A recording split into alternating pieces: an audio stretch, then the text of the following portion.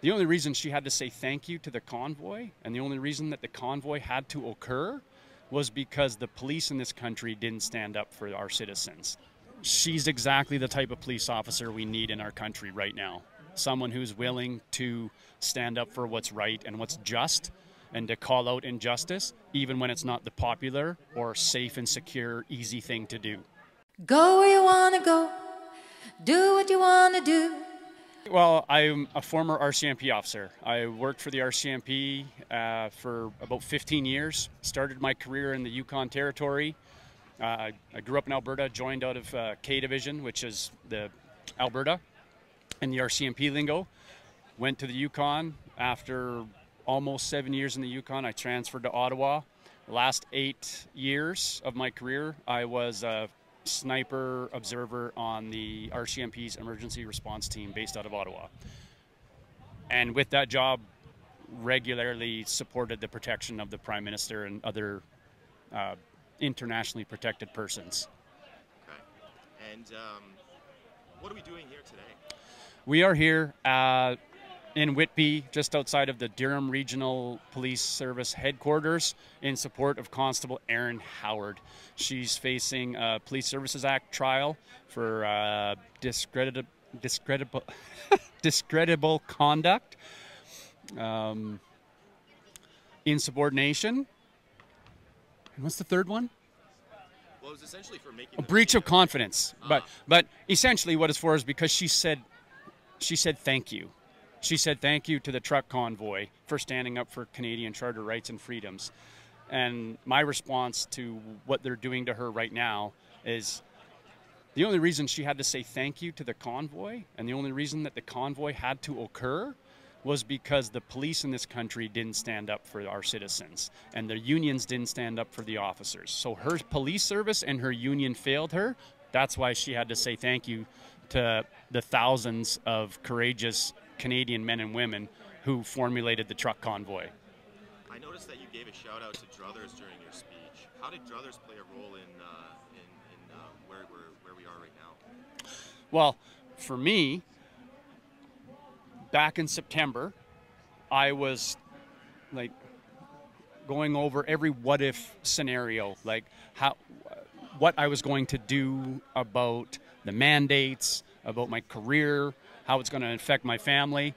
And I had no idea that there were so many other people out there within the law enforcement community that were of the same mindset of me, until I picked up a Druthers newspaper at my house, and there on the front cover was Chris Vandenbos, one of the founders of Police on Guard, and his interview where he was talking about standing up for the Charter of Rights and Freedoms, and how all of these COVID restrictions and these mandates were a violation of our Charter rights and freedoms. And so that was the beginning of this journey for me. Was like I saw Chris's article in Druthers. I joined Police on Guard. From Police on Guard, I learned about Mounties for Freedom. So I joined Mounties for Freedom, and here we are today. That's awesome, man. Yeah. There's a lot of debate between citing the Charter of Rights and Freedoms and the Bill of Rights. Where do you stand on that? Well, they're both included in the Constitution Act, and so I think both of them are applicable. However, my personal experience from policing and testifying in court was that the law enforcement community and the courts focus on the Charter of Rights and Freedoms.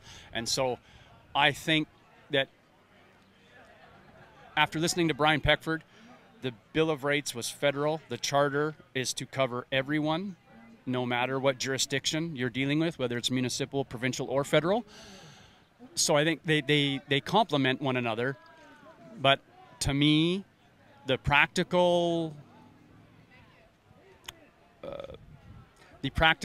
pursuit, or the practical method of fighting back, is through the Charter, because to disregard the Charter and purely focus on the bill, in my opinion, you would require a complete change of mindset of the entire law enforcement and court system. So that's based on my experience. And when I was in police training, when I was at Depot, like police school, it's all about the Charter. Charter guides everything that the police are supposed to do. or it's supposed to guide everything the police do. And that's whenever you hear about a challenge in court, it's always in regards to the charter. Isn't there a provision in Section 1 that says something like it's up to that they decide what is inappropriate, or they get to, it's an opinion or something, you know, like I'm not sure. I'm not clear. So yeah, so there's four tests. That's where it talks about like the reasonable limitations of our charter rights. Has to be demonstrably justified, prescribed by law in a free and democratic society. There's a fourth one. I can't name it off the top of my head right now. Brian Peckford talks about it all the time. But it's they have failed on all four tests to show any evidence to justify their breaching of our charter rights and freedoms throughout this entire 2 years. Okay. Yeah. Well, I think that helps. Yeah, we should probably listen to Brian Peckford a little bit more and figure Well, that out. and even in that, with the in Ontario here, the Emergency Management and Civil Protection Act, which is like the umbrella for the Reopening Ontario Act, and in the Federal Emergencies Act, in both of those documents, it specifies that the Ontario Act has to be guided by the Charter of Rights and Freedoms, and in the Emergencies Act, it talks about how right in the preamble, like in the first couple paragraphs of the Emergencies Act, that our fundamental rights and freedoms cannot be abridged even in a national emergency. Okay. Well, I just want to say thank you for what you're doing. I really admire your courage, and I hope you're going to inspire more people to act the way you have. Well, thank you. I appreciate the compliment, but I mean, again, police on guard, they were speaking out before I ever even knew what was going on. And so I owe a lot of thanks to them. I owe a lot of thanks to people like Erin Howard. So when I found out that this was happening on her behalf, I had to come and support her, because people like her are the reason that I chose the path that I chose. So and she's exactly the type of police officer we need in our country right now. Someone who's willing to stand up for what's right and what's just, and to call out injustice, even when it's not the popular or safe and secure, easy thing to do. Okay, so it seems like her disciplinary hearing has been put off until June 8th. Yeah. Can you just invite everybody who knows you to come? Yeah, absolutely. As many people as they can come back. Like, people like Erin need our support. You know, in one day, I saw former Calgary officer Brian Dennison receive a ticket in Calgary for honking his pickup truck horn while he was driving through Calgary in the middle of the daytime. I saw Ottawa Police Service Detective Helen Grew, an article written about her in the CBC where she's being disciplined or under investigation because she was investigating whether there was a connection between sudden infant death and vaccine status of the mothers. But there was no question in the article about why a seasoned detective would be looking into such a matter. Instead, they try and paint her as an anti-vaxxer or an anti-masker. And then on that very same day, I saw the article about Erin's discipline.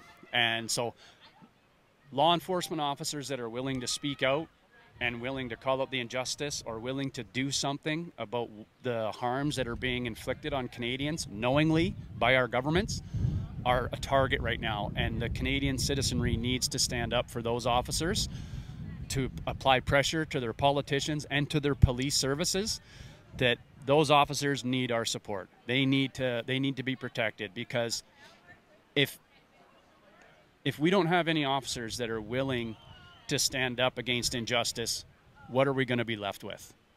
Be who you want to be in free.